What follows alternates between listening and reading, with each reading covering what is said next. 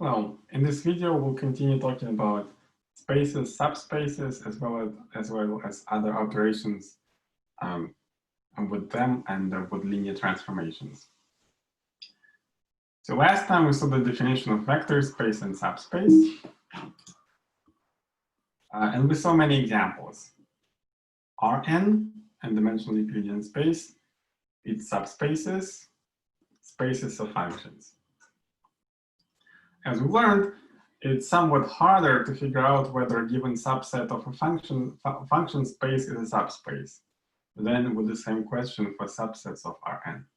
And because the structure of the space of functions is usually much more involved than that of vectors. In other words, it's a new abstract concept, right? And it takes some time to figure it out. So we'll talk about linear independence, spanning sets, and bases in the context of general vector spaces. In particular, we emphasize how these notions can serve us to give coordinates to some abstract vector spaces, which are much different from Euclidean spaces, like functional spaces.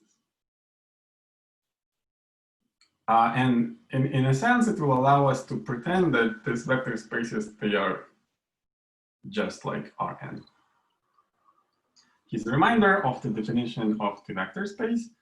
So the data of an R vector space is a set V, which is equipped with a distinguished element 0 inside V, and two maps. The multiplication and the addition and multiplication, which satisfies the following axioms. So here's the definition of a subspace. So if V is a vector space and the subset W is a subspace, then 0 is necessarily in W. Sum of any two elements of W is in V. And any scalar multiple of an element in W is in W. So in other words, the addition and multiplication is closed, that the subset W in V is closed under addition and multiplication. And of course, a subspace itself is a vector space. So we learned that functions from R to R form the vector space and found that polynomial functions form the subspace. For example, in particular, they also form the vector space.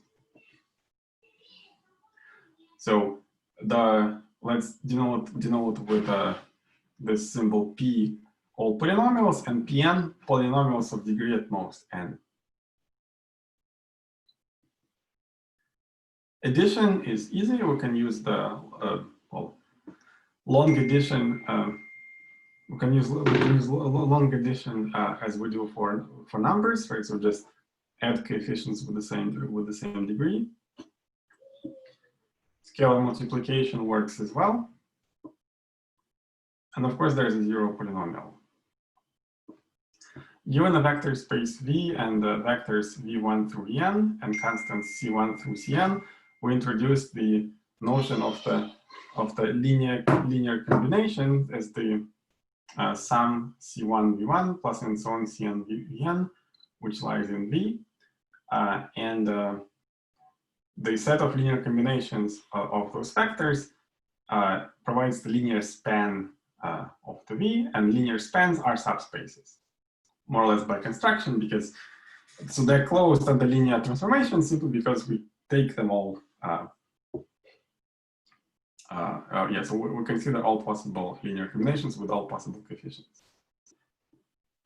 Now we can turn this around and ask, so given a vector space V, find a collection of vectors V1, V2, etc., such that every element of the vector space is a linear combination of those VIs. So in other words, find the collection of vectors which span V. And this collection is called a spanning set. So let's check this concept on the example of a two-dimensional space R2. So of course 0, 1 does not span R2. So because you can only reproduce the y-axis, so to speak. But of course, a combination of 1, 0 and 0, 1 would span it, right? You can take any linear combination, and you can get any point with coordinates x, y in R2. How about this? Also, yes, it's just a different, it's simply a different linear combination. So you can also represent 2, 3 as linear combination. Like you can re-expand 2, 3 in terms of, so since 2, 3, so let's call this vector E1, this vector E2. So vector 2, 3 is 2 E1 plus 3 E2. And vector 4, 5 will be similar. Is 4 E1 plus 5 E2. So any linear combination of these vectors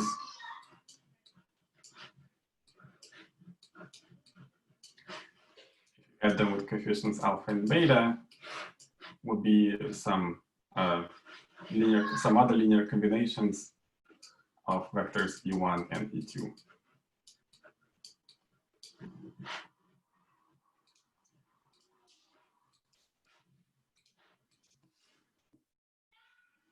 Now let's alter one number here. So 2, 3, 4, 6.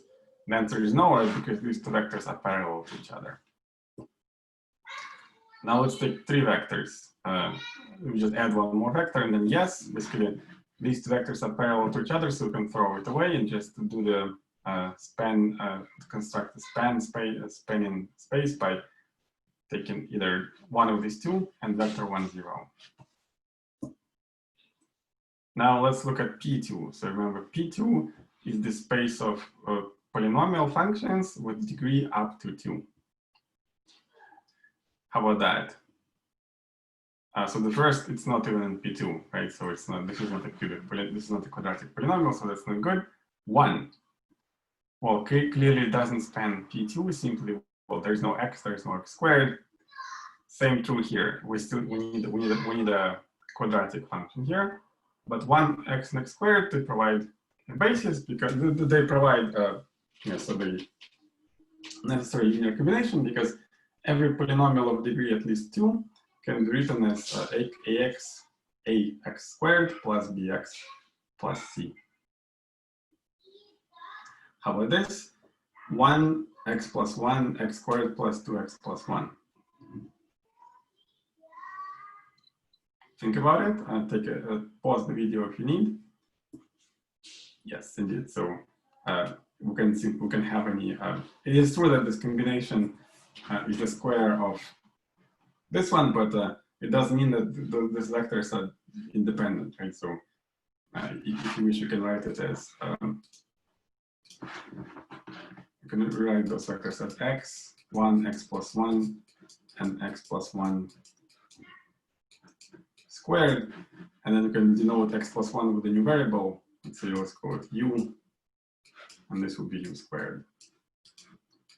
Right, so you'll have 3 vectors that span the space of all polynomials. Now, 1 plus 2x plus 3x squared, 4 plus 5x plus 6 squared, and 7 plus 8x plus 9x squared. It's a bit tricky, but well, first think about it, and then we'll get to the explanation of why this is not a basis. Why these 3 vectors do not span P2. Okay. Now let's talk about all P, all polynomials of all degrees. Well, no finite set, obviously, right? Because you usually have polynomials of arbitrary high degree. So they can have the whole finite set will have a maximal degree, which is say n, and then no linear combination of them has degree greater than n. But of course, there is an infinite set that does span Pn. just all span P, that all elements of P, right? So, but we don't. You can do a little bit better. You can just write the sequence, right? 1x, x squared, x cubed, and so on. That would span P. So a polynomial of arbitrary high degree can be presented as a linear combination of these polynomials.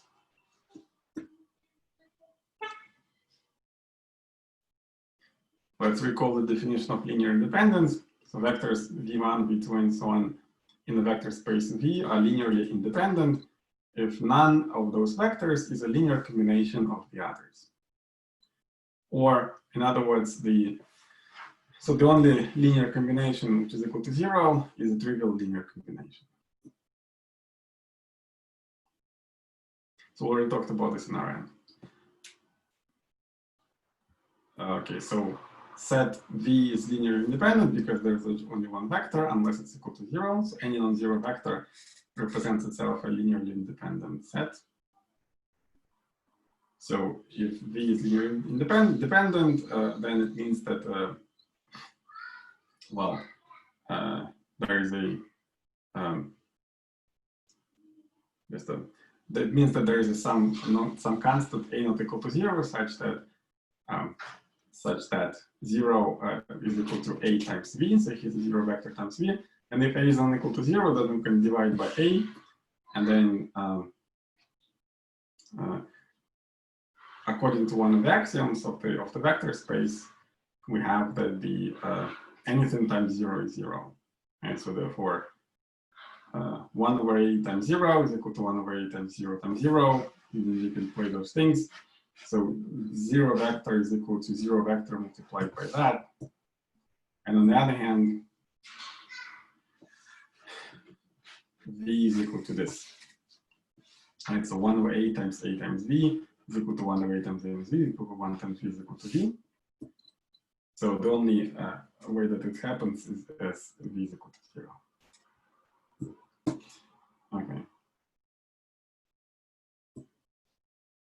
Now let's talk about two vectors. The set v and w is linearly independent unless one vector is a multiple of another. Okay, so let's do again a calculation. So suppose that they are linearly dependent. It means that there is some value, there are two constants a and b, which both non-zero, such that 0 is equal to a times v plus b times w. If a is 0, then b times w is equal to 0, and b is not 0. And by the previous slide, it would imply that w is equal to 0 vector, and it's equal to 0 multiplied by v. So that's not okay. And then if, on the other hand, if a is not equal to 0, then we can use the axioms from vector space, rearrange the buff relation like this, and then that would exactly tell you that these two vectors are proportional to each other, as we have seen in the example of Rn. Now, is the subset 1x squared x to the fifth of P5, space of polynomials of degree up to 5 is linearly independent? Yes, right, because you can consider this linear combination, right? It has the only way to make this polynomial 0 is to put everything to all the coefficients to 0. Now, how about subset x plus 1 squared, x minus 1 squared, and x of p? What sort of, again, think about yourself and then pause the video after, then resume the video after you've calculated. And so no, right, there's if you can come up with a linear combination with a non-trivial linear combination of these vectors, which is equal to 0. How about e to the x and e to the 2x in the space of functions?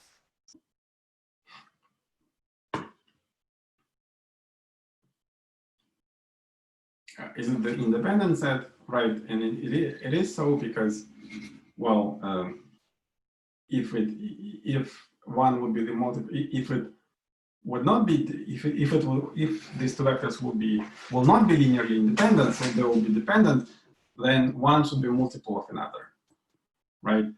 And then it would imply that c is equal to e to the minus x for some constant x, which is just not true, right? E to the minus x is a non-constant function. How about, well, these three functions, are they linearly independent in the space? Is this a linearly independent subset of the space of functions? And the answer is no, simply because of this trigonometric identity. More examples. E to the x, e to the 2x, e to the 3x on the space of functions. Now let's take three vectors. Yes, right, so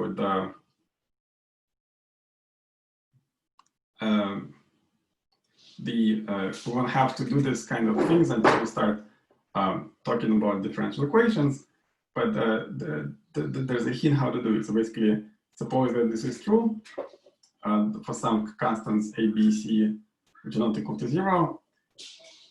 So if any of the coefficients is, if one of the coefficients is equal to 0, then we get back to the previous slide.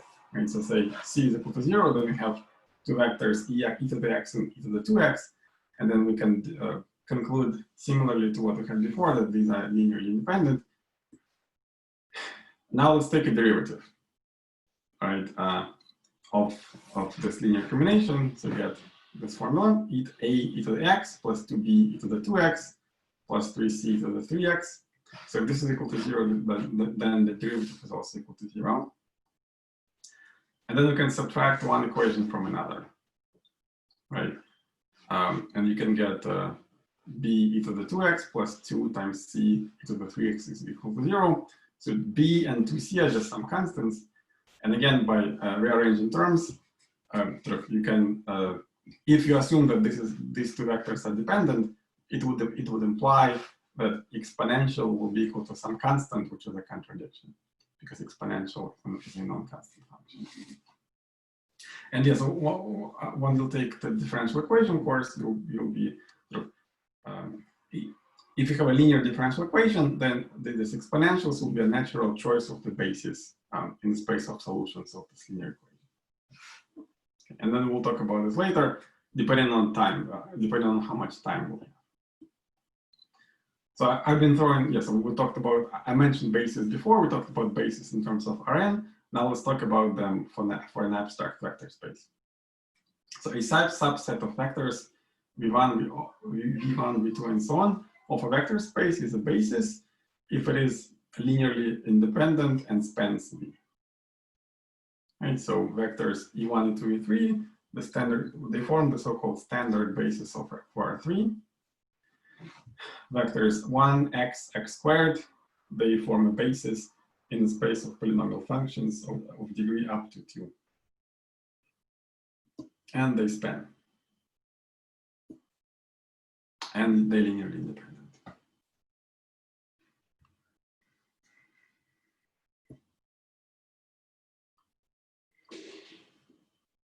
Another way to write the definition is a subset of a vector space is a basis if there is one and only one way to write any element V from the vector space V as a linear combination of VR, right? So uniqueness, so so one and only one means that so existence. So one here refers to the fact that that it spans, right? So it actually, that any vector, so any element V can be represented as a linear combination. So the fact that there is a linear combination says that it spans the space V, and then only one because it's because of linear independence. Now we can obtain bases from spanning sets. So given a finite spanning set Vi of V, we can find the basis by iteratively throwing out vectors in the linear span of the others. So the procedure does not change the linear span of all the vectors, simply because the vectors that we're throwing out, they were already linear combinations of vectors which are in the set. And then this elimination process must terminate since the number of vectors decreases each time, and then it can only terminate when the remaining vectors are all linearly independent. So you take the set, you throw in away vectors from it, and you stop when they all become linearly independent. We did it with the column matrix on the level of the matrix algebra. Okay, so we have 5 polynomials of degree up to 2. So let's find the basis here, right? So we know that we saw that basis has 3 elements. Now let's see how we can get them here. So let's write it like this. So we can, for example, factor this quadratic expression like this. So x squared stays, and then plus 2 times x plus 1, and then plus 4 times 1/4. So once you want to connect it with vectors that we already have here, right? So there's vector 4 here, and then there's a vector x plus 1 here, and the vector x squared. So we have found that this guy is a linear combination of 3 other vectors, so we can remove it.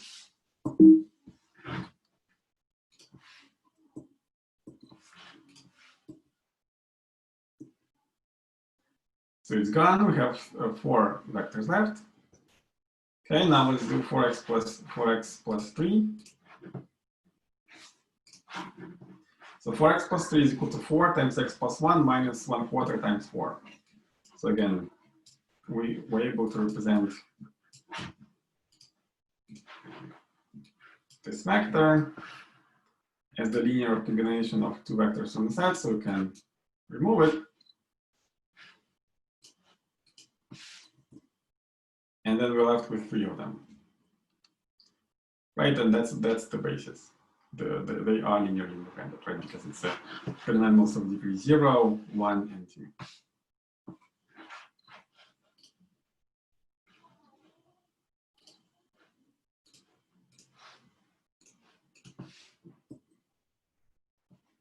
Let's now see how these notions interact with linear transformations.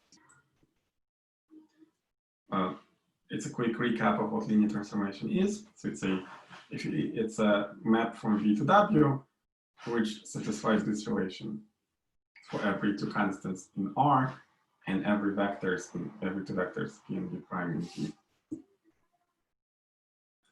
Quick reminder about onto and one-to-one. We talked about this during discussion, but nevertheless, the function is onto if every element of Y is f of 1 or more elements of X, right? And one-to-one if every element of Y is the function of not more than 1 element of S or of X, right? So, and then if it's that's right. Onto is that if, in other way, onto's map is if the codomain coincides with the image of the entire X, and it's one-to-one. If so if for every element in Y there is not more than 1 element of X. Well, there is 1 element. There may not be 1, but so you are not allowed to have 2 or more. So for linear transformation T from Rm to Rn, we know that it's one-to-one if and only if the columns of the associated matrix are linearly independent, and it's onto if and only if the columns of the associated matrix span the domain. And so if columns span, it's onto. If it's linearly dependent, it's one-to-one. So for a set X, there's a function from X to itself, which does nothing. This is the identity transformation, IDX. So it takes every little x from big X and sends it to itself. If X is a vector space, id(x) is a linear transformation. Check it if you need. When x is Rn, id(x) is represented by the identity matrix. If function f from x to y is invertible, if there is another function which undoes the action, right? So if there is a function g from y to x such that both f composition g and f composition g composition f are identities. So say you have this is this function f from x to y. So two statements needs to be true. So if you take element here, there's the element little x, its image is element little y. So the composition, and then f goes this way and g goes that way. So this equality means that if you take x inside big X, apply f to it, and then you apply. So that gives you element in y, and then you apply g to it, you get x again. So f combination with g is an identity transformation, and this equation means that it's sort of the other way around. So if we take element y, you apply g to it, and then you apply f, that's equal to y.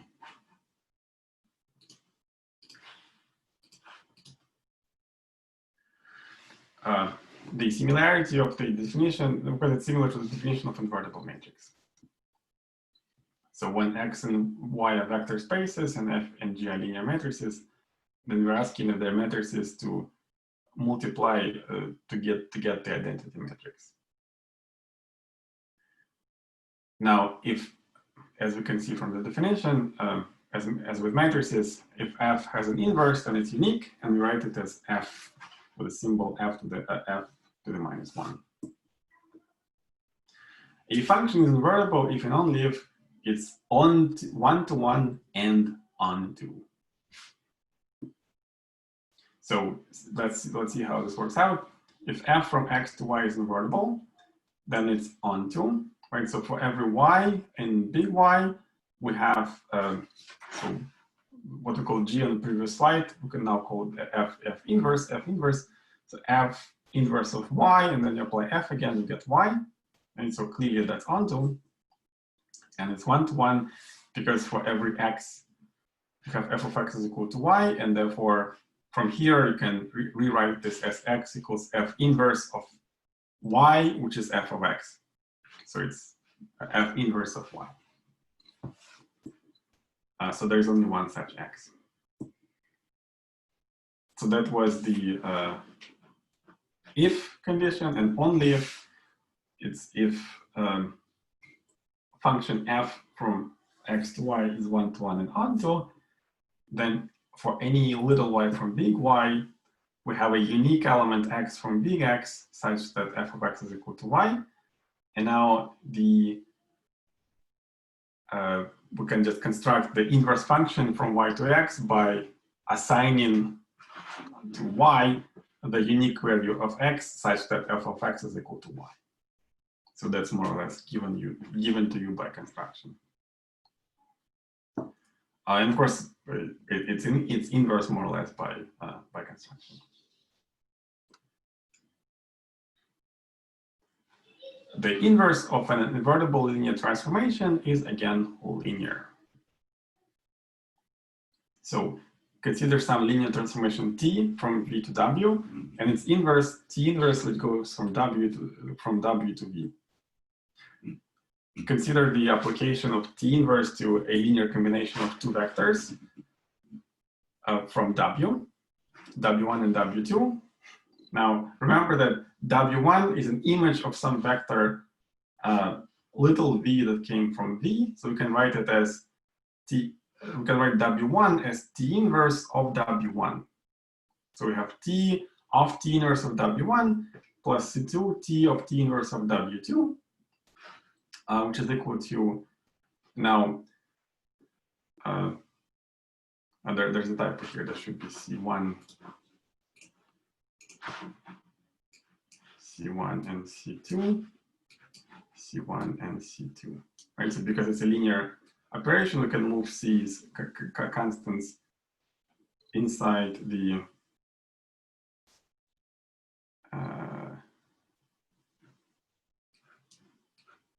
another typo like this, right? So we can move the constant inside the operation.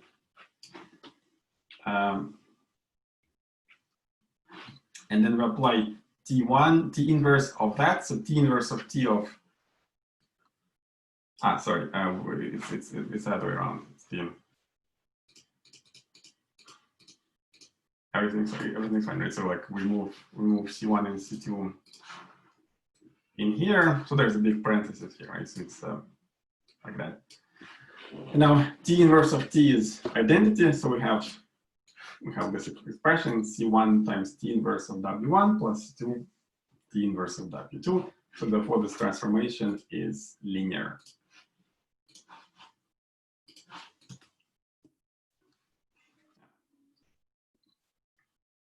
Now let's talk about isomorphism. By isomorphisms we call linear, invertible linear transformations. This is the isomorphism. So if there is isomorphism from V to W, we say that V and W are isomorphic vector spaces. So isomorphic vector spaces, they look the same to linear algebra. So more precisely, any question which you can ask just in terms of operations, which makes sense in any vector space, must have the same answer in both. There might be there's a dictionary that would translate the answer from one vector space to the other, but it always exists. It's sort of guaranteed by the isomorphism. Yeah. Say there is an isomorphism between polynomials of dimension up to 2 and 3-dimensional Euclidean space, which goes like this. So we take any quadratic polynomial ax squared plus bx plus c. We can assign to it the triple ABC, which is a point or vector in 3-dimensional Euclidean space. Thus, for the purposes of linear algebra, P2 and R3 are the same, which is pretty remarkable. It's like they have totally different nature, right? So these are just some points or vectors in space, and these are abstract polynomials. And yet, if you only care about those operations that with which we equip the vector space, these two spaces, P2 and R3, are the same. Yeah. So we know that if you have a collection of more than 3 vectors in P2, we know for sure that they're linearly linearly dependent. But of course, for other purposes, so beyond linear algebra, the spaces are different, right? So it doesn't make sense to solve an element of R3 for X or take its derivative, right? So you cannot, take a vector and divide by it or take a derivative or something like that. Okay, so quick recap. So we have an onto transformation if and only if the image of a spanning set is a spanning set. That's yet another way to rephrase it. Let's see how this works. Take a collection of VI, vectors VI of the vector span of vectors which spans a vector space V. So to say that it spans the T of those VIs after we apply the linear transformation, to say that it spans W, it means that any W in little w and big W is a linear combination of images of T of VI. Since T is an onto transformation, we can write for some V in little v in V, we can write that little w is equal to T of little v. And since VI span, we can represent them as a linear combination of those vectors VI. So therefore, W is equal to T of V, is equal to T of that linear combination, and because T is a linear map, we can write another linear combination. That's the proof in one direction. And for the converse, if the image of any collection of vectors in V span W, then by linearity property, V maps onto W. Okay. So think through it. If you have questions, ask me during the discussion. Now, a linear transformation is one-to-one if and only if the only element which is sent to 0 is 0.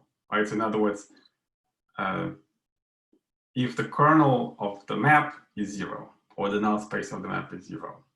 And I believe we discussed it during the discussion, but let me repeat it again.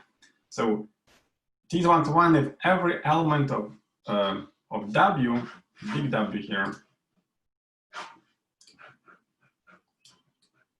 has at most one thing in V that's mapping to it. So at most one, it was at most one element. If you have two elements that map to 0, then T is not one-to-one.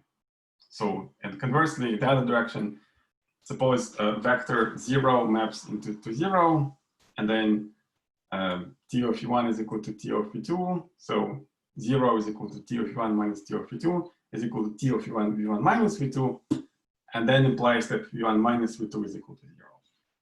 So therefore, it's the same vector. So we discussed it for the linear space, for the Euclidean spaces, but it's essentially the same argument here.